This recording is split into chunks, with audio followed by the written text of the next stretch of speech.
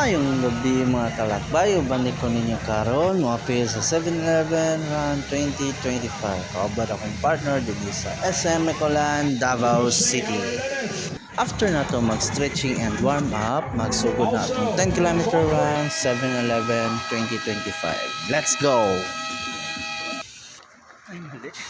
So ngit-ngit pa ni karon mga kalakbay, among ruta gikan SM to G Mall Bahada. Tapos balikan na siya. So mani na namin sa may Sandawa din ang area, daghan na po mga pitik. Pero di may makita kay daghan mga tao lisod. Lisod may mapitikan. So nanami karon din sa may G Mall Bahada, turning point sa 10 kilometers.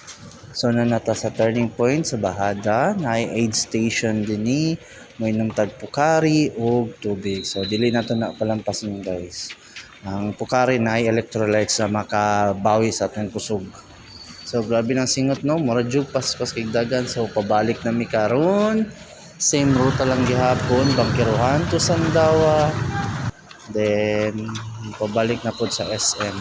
So few meters na lang. Push the limit na ang dagan.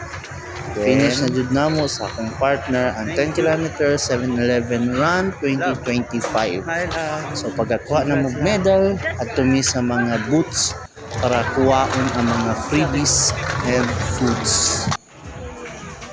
Tana all hakot grocery. Lah, asa ka grocery?